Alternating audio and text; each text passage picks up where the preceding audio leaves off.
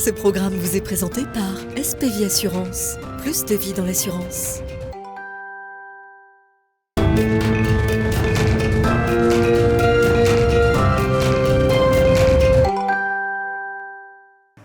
Ravi de vous retrouver pour ce nouveau numéro de Smart Assure, pour parler alors d'un sujet qui évidemment agite l'actualité, nos retraites, notre modèle de retraite par répartition. On va en parler et j'accueille Cédric Pironneau. Bonjour Cédric, Bonjour. Ravi de vous accueillir, cofondateur de SPV Assurance.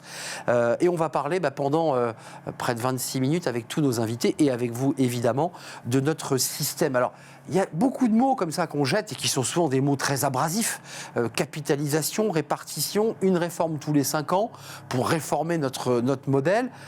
Ça crispe un peu les Français quand même. Ouais, en fait, on ne réforme pas le modèle. Tous les 5 ans, C'est ça. Si on se revoit, c'est pas pour réformer le modèle, c'est pour l'adapter à une réalité qui, elle, évolue. Parce que le principe de la répartition, c'est l'actif finance les retraités. Les actifs financent les retraités. Donc en fait, une notion de temps réel. Je prends l'argent et je le reverse. Le problème, c'est qu'évidemment, la société française n'a rien à voir avec ce qu'elle était il y a 40 ou 50 ans. Elle vieillit. Elle vieillit, elle commence à travailler plus tard, elle a des formes de travail qui sont différentes. Il n'y a pas que les salariés. Les salariés, on peut devenir travailleur non salarié, on change, on évolue, on part à l'étranger, on revient. Bon, tout ça, donc, une grande évolution. Et donc, c'est pour ça qu'on est un des rares pays au monde qui, tous les 5 ou 10 ans, se crispe sur à nouveau le même sujet, parce que je rappelle quand même que tous les après 5 à 10 ans, on refait cette fameuse réforme de la retraite. La réforme Donc en fait, elle change pas. la réforme récente, évidemment, du passage de 62 à 64. Il y a un débat, puisque j'évoquais le mot de capitalisation. Certains évoquent, sans pudeur d'ailleurs, qu'il y a d'autres modèles qui existent que le système par répartition, puisque notre système serait un peu obsolète. Ce système de répartition serait plus adapté à notre modèle. Et on parle de capitalisation. Oui, alors en fait, d'abord, les Français sont très attachés à cette notion de la répartition, parce que c'est une notion de solidarité entre générations. Et je pense que c'est quand même un modèle qui nous correspond bien. En revanche, il ne s'agit pas d'opposer capitalisation et répartition. La retraite par capitalisation existe depuis longtemps. Il y a eu beaucoup de dispositifs et une grande évolution qui s'appelle la loi Pacte, qui a maintenant quelques années, et qui a simplifié, qui a rapproché les différents systèmes entre ce qu'on appelait le PER, enfin le PER, les articles 83, les articles 39, bref, tous ces dispositifs de retraite par capitalisation, collectif par l'entreprise ou individuel. Ce qu'on pourrait faire nous-mêmes ou du côté de l'entreprise. Exactement. Donc un rapprochement des systèmes et une complémentarité entre la répartition et la capitalisation. Cédric, ce que vous nous dites, c'est qu'il n'y a pas un bon modèle, c'est qu'on peut marier et faire un mix. On peut à la fois construire sa retraite par notre système traditionnel, la répartition, mais on peut aussi la construire par de la capitalisation. Bien sûr, et puis la retraite, c'est pas forcément j'arrête de travailler et je touche une rente. On peut arrêter de travailler salarié, mais continuer dans une association, avoir un deuxième métier, le cumul emploi-retraite, décider d'ouvrir un restaurant, auquel cas j'ai pas besoin de retraite, de rente, j'ai besoin de cash, j'ai besoin d'argent, de capitalisation, de capitaux. Donc on voit bien que les formes sont totalement différentes. Il n'y a plus cette notion linéaire de la retraite comme on la connaissait avant. Mais vous prenez, sans vous obliger à prendre une position politique, c'est pas le sujet, mais sur le plan technique, l'observateur que vous êtes, vous dites il faut que les deux systèmes puissent cohabiter. Est-ce que notre système aujourd'hui de capitalisation, les propositions que l'on nous fait, sont satisfaisantes pour construire une retraite par capitalisation? Alors, de toute façon, on voit bien que les Français plébiscitent ça. Bah oui. Ce qu'on appelle le PER, le plan de retraite. Le plan épargne retraite. Le plan épargne retraite a eu un succès phénoménal. Bien sûr. Phénoménal. Je crois que le gouvernement tablait sur 3 millions de personnes cotisantes. On est à plus de 6 millions. Donc on voit bien que les gens se disent le système par répartition, il est bien, mais il suffira pas. Et puis ma vie, je ne sais pas ce qu'elle sera demain. Donc je mets de l'argent de côté, je place pour récupérer demain et investir et avoir des rentes. L'irritant de ce sujet de la capitalisation, et on l'a souvent vu dans des débats politiques cette fois-ci, c'est le caractère boursier et aléatoire des retraites par capitalisation. C'était ça l'angoisse des Français. Parce qu'on a eu les exemples américains, les grandes faillites. Parce que c'est mal expliqué. Parce que c'est mal expliqué. Et puis ensuite, il faut bien voir que aujourd'hui, d'abord, 60% de l'épargne financière est détenue par les retraités. France, c'est colossal. Évidemment, quand on est plus âgé, on a plus d'inversion au risque et on a plus envie d'avoir des rentes sûres que de prendre des risques. Donc en fait, qu'est-ce qui se passe? Les systèmes sont plutôt bien faits par capitalisation. Quand les cotisations que vous mettez de côté quand vous avez 30 ans, elles sont investies sur la bourse, où il y a du risque, mais du long terme. Ensuite, on fait de l'obligation. Exactement, on désensibilise pour aller vers l'euro et vers des choses beaucoup plus sûres. Plus sécurisé. Bien sûr. Non, mais c'est important, cette émission sert aussi à faire de la pédagogie et à décrypter des mots comme ça qui peuvent être en apparence des irritants. Et puis dernière chose, la capitalisation, c'est aussi l'argent qui finance l'économie, qui finance les entreprises, et on a besoin de ces capitaux, parce Évidemment. que c'est grâce à ça que les entreprises s'endettent et investissent. Et ce qui permet de flécher aussi de l'épargne, parce qu'on entend souvent des ministres de l'économie successifs dire aux Français, mais sortez votre épargne, mettez-le dans l'économie réelle. Les cas de déblocage, d'ailleurs, se sont largement Eh oui, ouverts pour exact. justement réinvestir et que l'argent revienne dans l'économie française. Merci Cédric Pironneau, cofondateur de Merci. SPVI. On va évidemment accueillir d'autres invités pour évoquer ce sujet de la retraite et de ce modèle, sujet, vous le savez, qui suscite un vif débat. La suite, c'est juste après avec notre prochain invité. On accueille Françoise Kleinbauer. Bonjour Françoise. Bonjour. Vous êtes la PDG de France Retraite. Oui. On est au cœur du sujet, évidemment, avec le nom de votre entreprise. Accompagnement, conseil aux entreprises et à leurs dirigeants dans leur gestion de fin de carrière, qui est souvent un peu le casse-tête. Évidemment, comment je fais, comment je m'organise, comment je sors, comment je passe cette petite porte. voilà, cette petite porte, ou cette grande porte d'ailleurs. Et vous avez choisi d'ailleurs, Françoise, de démarrer par une phrase d'un économiste pour peut-être démarrer et poser le décor. Poser le décor, oui, pour parler de l'environnement retraite. L'environnement retraite aujourd'hui, c'est l'économiste dont je parle, c'est Christian Gaulier, qui est économiste au Collège de France. Et ce qu'il dit, je vais reprendre ses mots exactement, pour les retraites, comme pour le climat, nous restons sur une tendance de fond où chaque génération cherche à sauvegarder son bien-être, même si elle doit conduire les générations suivantes dans le mur. Voilà. Est-ce que je peux paraphraser cet économiste au Collège de France?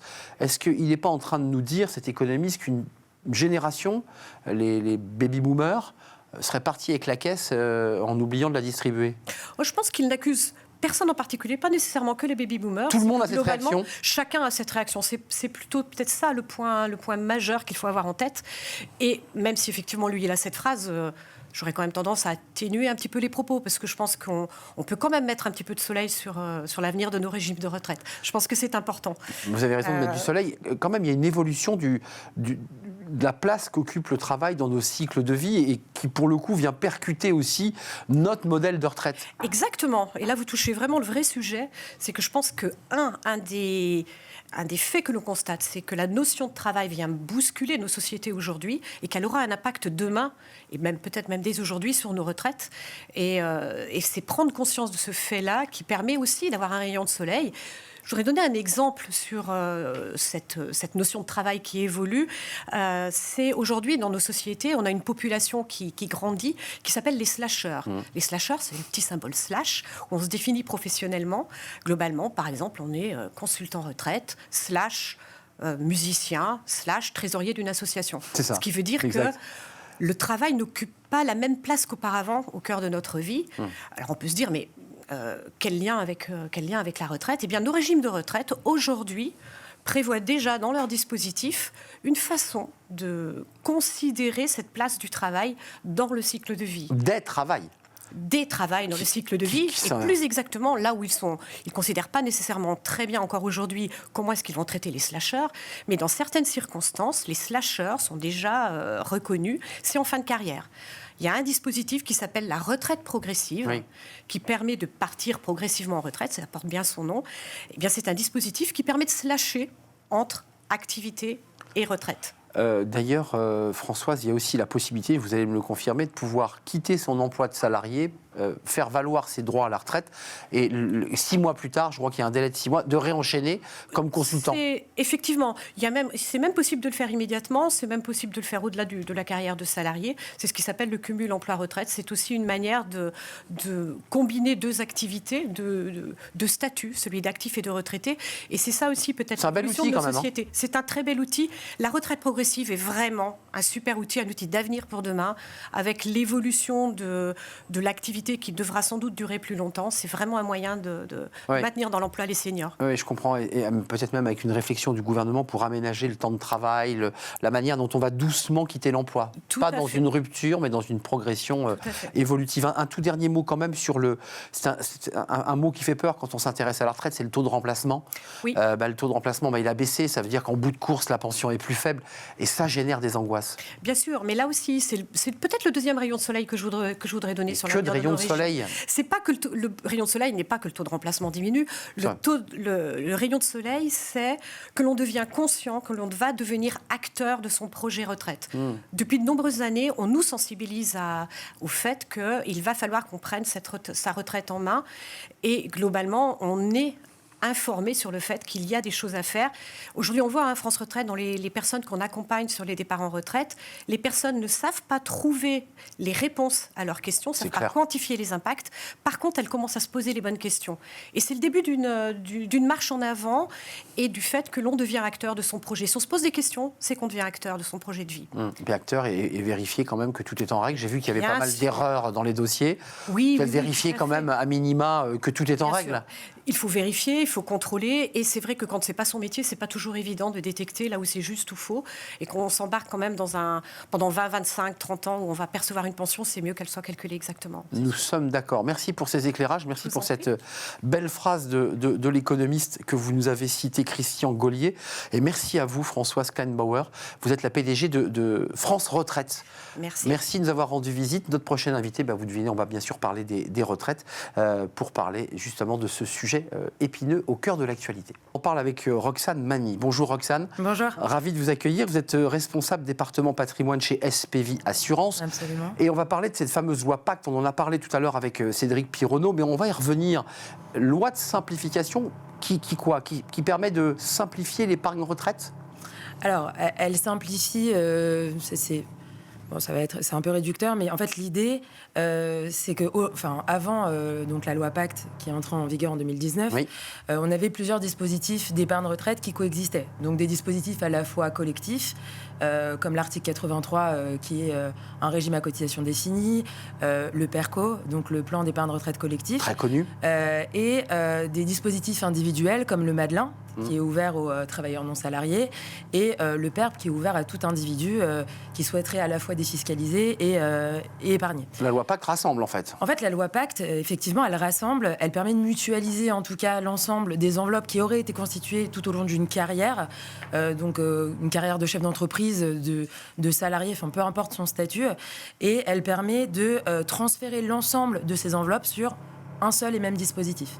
L'avantage, donc pour un cotisant, c'est d'avoir en un coup d'œil une vision en fait de son épargne de manière globale et une meilleure gestion aussi au moment de sa sortie, de pouvoir ne gérer en fait qu'une seule et même enveloppe. Avec le débat de l'ouverture de déblocage pour s'adapter à la vraie vie, parce que quand on a beaucoup comme ça d'outils dispatchés, on n'a pas le temps de voir, on ne sait pas comment ça marche. Là, en un outil, on se dit je peux débloquer, pas débloquer. Ça, c'est un enjeu fort aussi. Absolument. Alors, pour les dispositifs collectifs, on a encore donc ce blocage de sortie en rente pour les dispositifs collectifs, notamment obligatoires.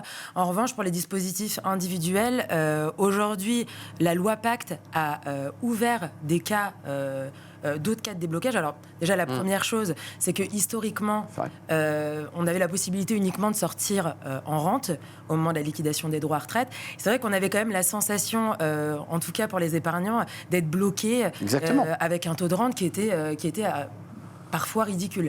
Là, la loi Pacte, elle permet à la fois, au moment de la liquidation des droits à retraite, de sortir son épargne en capital. On peut avoir plusieurs projets au moment de la liquidation des droits à retraite, pas forcément la consolidation de son niveau de vie. Investir, je ne sais pas, dans un restaurant, dans une entreprise. Voilà, on peut avoir une deuxième vie au moment de la retraite.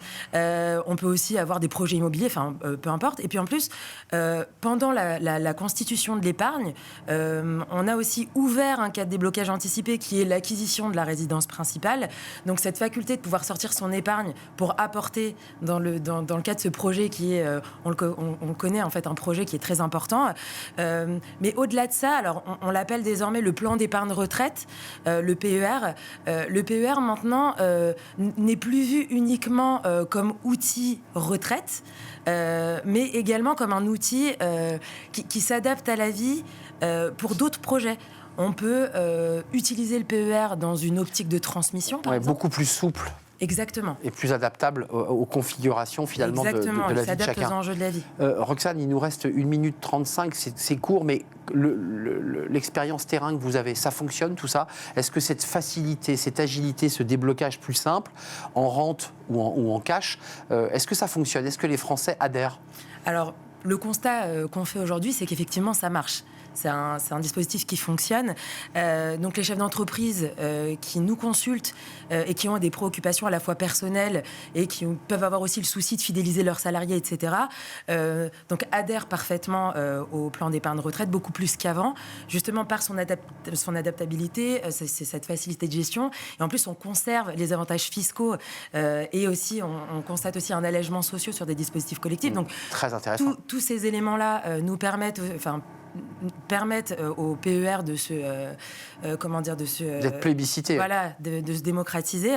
En revanche, j'y mettrai quand même une petite réserve, c'est que les dispositifs qui existaient avant peuvent encore aujourd'hui présenter des avantages certains, avec des tables de mortalité garanties, parce que tout le monde Les Madelin, le Perco. Exactement. Donc, tout le monde n'a pas forcément ce besoin de sortir en capital. On peut avoir une vraie nécessité de sortir en rente. En rente, ouais. Et parfois, le taux de rente qui est garanti sur les anciens dispositifs n'est pas inintéressant. Donc, il faut observer bien les autres aussi. Exactement. Donc, il faut se faire accompagner d'un expert pour analyser aussi les anciennes conditions. Et, ne jetez pas tout, parce qu'il y a... Voilà, c'est ça le message, c'est qu'il y a aussi dedans des contrats fort intéressants. Et faites-vous accompagner, c'est essentiel. Eh bien, c'est bien noté, Roxane Mani, accompagnée justement peut-être par les équipes de la responsable département patrimoine de SPVie Assurance, évidemment. C'était un vrai plaisir de vous accueillir sur ce plateau. Merci de m'avoir reçu. Et j'accueille mon prochain invité justement pour parler de la retraite. Guillaume Meyer, merci d'être avec nous. Vous êtes le directeur épargne et retraite d'entreprise chez Groupama. En première ligne, évidemment, sur ce sujet. Vous accompagnez les entreprises, vous leur proposez des outils justement pour bien que leurs salariés puissent préparer leur retraite complémentaire. La loi Pacte, on l'a évoqué, elle a joué un rôle important. Elle a simplifié. Est-ce qu'elle vous a simplifié la vie, cette loi Pacte ? Alors, elle nous l'a complexifiée quand elle est sortie, mais elle nous l'a bien simplifiée depuis. Puisque avant la réforme des retraites, dont on parle énormément depuis quelques semaines, il y a eu une refonte très importante des produits. La loi Pacte qui a créé le plan d'épargne retraite, le PER, dont on entend parler tout le temps. Et les ambitions ont été fortement réalisées. Bruno Le Maire, en fait, en 2019, prévoyait 3 millions de bénéficiaires en 2022 sur ces dispositifs. On a plus de 6 millions de personnes qui bénéficient de ces produits-là, un Français sur 4. Donc ça veut dire que ça a fonctionné, c'est une réalité chiffrée. Ce qui est intéressant aussi, Guillaume, de vous avoir sur le plateau, c'est de savoir ce que souhaitent les entreprises, et à travers elles, ce que souhaitent les salariés, parce que les salariés sentent bien qu'il faut fabriquer et faire autre chose à côté. Ça reste parfois un peu complexe. Exactement. Et il y a une vraie prise de conscience quand même des salariés, des épargnants au sens large en fait, sur le besoin de se constituer une retraite supplémentaire par rapport au régime de base. La prise de conscience est là, les besoins sont là. On a fait une étude il y a quelque temps avec l'Institut Odoxa chez Groupama où on a 80% des salariés qui attendent que leurs employeurs participent financièrement et en termes d'information sur ces sujets-là. Donc on essaie de faire en sorte que les besoins des salariés et les besoins des employeurs matchent les uns avec les autres. Et pour l'employeur en particulier, on est sur des sujets d'attractivité. Le monde du travail est très compliqué aujourd'hui. Et comment, en tant qu'employeur, avec sa marque employeur, on va pouvoir se démarquer ? Quelques détails pratiques, Guillaume Meyer. L'employeur peut abonder ce PER, il peut le proposer en outil simple à son salarié. Donnez-nous les outils possibles, parce que tout est possible. Alors, sur l'épargne salariale, donc autour des sujets de partage de la valeur, avec les PE, les pairs collectifs, en fait, là, effectivement, donc l'employeur peut abonder avec le terme d'abonnement qui est très précis. Sur d'autres dispositifs qu'on appelle les pairs obligatoires, donc pour une catégorie de salariés pour l'ensemble, là, la loi est plutôt généreuse, puisqu'elle impose à l'employeur de financer au moins la moitié de la cotisation qui sera prise pour le fonds. Et le reste mis et épargné par le salarié. C'est un effort, effectivement, que fait le salarié, donc en diminuant éventuellement son impôt. Importance de l'accompagnement du conseil de l'offre proposée, ça c'est un sujet essentiel parce que les Français ont, et vous le dites à travers les sondages qui le disent, les Français ont conscience qu'il faut se capitaliser ou se créer une retraite complémentaire, mais il y a une petite angoisse parce qu'il y a quand même ce débat autour des placements boursiers, de l'incertitude, et ça c'est votre boulot de les rassurer. Il y a tout le sujet de l'appropriation de ces dispositifs. Comment le salarié final va avoir conscience de son produit, va se l'approprier dans le sens, va le comprendre et va l'utiliser au mieux. Après, on est sur des sujets d'épargne longue. On va épargner pendant 15, 20, 30 ans. Donc, les aléas boursiers, quand on verse des versements tous les mois, quelque part, sont très lissés. Mais par contre, il y a un besoin de pédagogie. Et c'est là, en fait, où les différents acteurs, que ce soit le DRH, l'employeur, le distributeur, l'assureur, le teneur de compte, ont chacun leur brique à apporter pour que le dispositif soit clair. Un mot quand même sur la facilité de déblocage. On l'a entendu tout à l'heure à travers la voix de Roxane Mani, mais la facilité facilité de déblocage, elle a été une contrainte pour vous, finalement, vous dites on s'est adapté, c'est très bien comme ça. Exactement.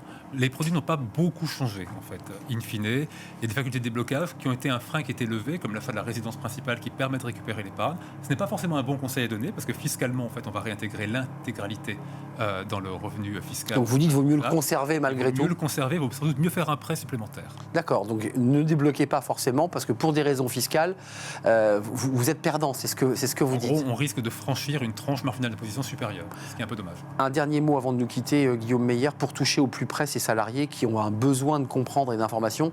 Je sais que vous avez des outils aussi très intéressants qui sont des applications, des sites, des webinars, parce que c'est important de faire de la pédagogie quand même. Exactement, et tout au long de la vie du contrat, il faut également qu'on accompagne les employeurs pour communiquer sur ces sujets-là. Puis avoir quelques chiffres. Exactement. Aujourd'hui, les employeurs en fait, communiquent lors de la mise en place et le jour de l'embauche. Et c'est tout. 1 an plus tard, 2 ans plus tard, il ne se passe plus rien et c'est un peu dommage de ne pas valoriser ça. C'est-à-dire tous les ans, on doit recevoir une feuille qui nous indique combien on a épargné, c'est ça l'idée. Exactement. Et ce que ça va donner également en rente viagère éventuellement derrière. En rente ou pas d'ailleurs. En rente ou pas. Puisque la loi PAC, je crois, aussi permet de pouvoir débloquer en cash. C'est l'un des autres arguments effectivement qui ont un peu débloqué ces produits-là, c'est la capacité de récupérer cette somme-là sous forme de capital et non pas forcément sous forme de rente. Exact, ce qui a donné un gros boost d'attractivité. Merci Guillaume Meyer de nous avoir rendu visite, directeur épargne retraite d'entreprise chez Groupama. C'est un vrai plaisir de vous accueillir et j'accueille ma prochaine invitée justement pour prolonger ce débat autour de la retraite par capitalisation, vous l'aurez compris, ou en tout cas retraite complémentaire. J'accueille Audrey Loueil. Bonjour Audrey, ravi de vous accueillir. Vous êtes la nouvelle présidente de Croissance Plus. Vous êtes à la tête d'Écritel, Croissance Plus créée en 1997, si je ne m'abuse, qui embarque beaucoup d'entrepreneurs en croissance, comme son nom l'indique. Ce débat des retraites, au-delà du débat politique, revenons à ce débat structurel. Nous sommes sur un système de retraite par répartition. C'est d'ailleurs la raison pour laquelle on fait une réforme, c'est pour le sauver. Pour faire un peu une image un peu poétique, est-ce qu'un autre monde est possible? Est-ce qu'une autre forme de retraite et de système de retraite vous semble possible? Ou est-ce qu'on doit s'accrocher à ce modèle? Ce qui est sûr, c'est que se battre pour ce modèle par répartition aujourd'hui, le modèle ne peut plus fonctionner aujourd'hui comme ça. Aujourd'hui, 1/4 de la recette des dépenses de l'État constituent les retraites. Donc, par rapport aux 14% du PIB, c'est beaucoup trop important. Voilà, donc tout le monde s'accorde à dire que notre régime des retraites en 2040, il va consommer entre 12 et 20 milliards d'euros par an de dépenses. Peut-être une solution est de compléter par de la capitalisation. Donc chez Croissance Plus... Vous portez en tout cas, vous, cette possibilité? Oui, tout à fait, avec un complément de retraite par capitalisation qui permettrait effectivement d'équilibrer ce modèle et d'amener un appel d'air bénéfique. Vous dites, pour qu'on soit clair, que ce financement de nos retraites par l'endettement, ça ne peut pas tenir. Il ne peut pas tenir. La pyramide des âges aujourd'hui ne permet plus d'avoir un équilibre convenable. Aujourd'hui, tout le monde s'accorde à le dire. Donc, c'est important d'envisager de nouveaux modèles pour cela. Audrey, un mot et même plusieurs sur ce débat des seniors. Parce qu'on nous dit il fait partie de l'équation. Si on règle cette question des seniors, on a probablement réglé le problème de l'équilibre de notre système. Qu'est-ce qu'on fait avec nos seniors? Comment on fait pour les maintenir en emploi au-delà de 60 et j'allais dire au-delà de 65 ans? Oui, c'est un problème qui est très important. Alors, jusqu'à 60 ans, on a un taux d'employabilité des seniors qui est tout à fait correct par rapport à l'Europe. Dès qu'on passe 60 ans, on n'a plus que 30% des seniors qui sont en poste. Donc, l'employabilité des seniors est absolument essentielle. Il y a 2 axes, à mon avis, qui me semblent importants, en tout cas, à résoudre pour faire travailler nos seniors. Le premier, c'est d'avoir un meilleur équilibre emploi-retraite, avoir des mesures, une carotte qui permettent d'avoir des mesures favorables pour le cumul emploi-retraite. Qui existe déjà, hein? Pas suffisamment. Aujourd'hui, il faut qu'on ait des mesures plus incitatives, que le senior puisse compléter sa retraite en travaillant davantage, qu'il puisse aussi avoir des possibilités de travailler, d'avoir une dégressivité de l'emploi qui soit favorable au niveau de l'entreprise. Ça concerne les chefs d'entreprise. Est-ce que vous êtes favorable, dans votre réseau Croissance Plus, et vous-même à la tête de votre entreprise, d'aménager le temps de travail, de se dire, après tout, il est senior, il a plus de 64 ans, ou 65 d'ailleurs, on peut imaginer aménager son temps de travail? Oui, tout à fait. Et je préconise d'ailleurs la mise en place d'une charte senior dans les entreprises qui soit obligatoire, qui permette de mettre en place dans l'entreprise des mesures permettant d'indiquer qu'est-ce que l'entreprise fait pour faciliter le travail des seniors. Aujourd'hui, on voit qu'on a une pénurie de main-d'œuvre au niveau des jeunes. Vous portez l'index alors? Parce que le MEDEF n'en veut pas, mais Croissance Plus, il en veut de l'index. Non. Vous êtes en train de me vendre un index là? Non, pas d'index, parce que je pense que ça ne servira à rien, en tout cas dans nos entreprises. Vous aussi, donc vous le repoussez. Aujourd'hui, nous avons 16 000 postes ouverts chez nos entrepreneurs, chez nos 500 entrepreneurs de chez Croissance Plus. Alors autant vous dire que moi je recrute des jeunes comme des seniors. C'est pas un problème pour moi. En revanche, je pense que l'employabilité des seniors aujourd'hui a changé. Elle a changé exactement comme pour les jeunes, qui ne veulent plus la même chose, qui n'attendent plus la même chose que les entreprises. C'est aussi à nous, entreprises, à nous adapter pour donner des mesures favorables pour faciliter l'emploi des seniors. Donc, pour revenir à cette question des seniors, vous dites non à l'index, pas de quotas, mais des incitations fiscales et d'organisation pour les faire travailler le plus longtemps possible. C'est bien cela. C'est tout à fait ça. Merci d'être venue sur notre plateau, Audrey Louail. Vous êtes la nouvelle présidente de Croissance Plus. Vous portez évidemment autour de vous un réseau d'entreprises en croissance, réseau créé en 1997. Merci de nous avoir rendu visite pour ce numéro de Smart Assure. Merci à vous, évidemment. Merci de votre fidélité. Puis on se retrouve pour un prochain numéro de Smart Assure à la rencontre de nouveaux invités et puis de nouveaux thèmes aussi. Je vous dis à très bientôt. Bye bye.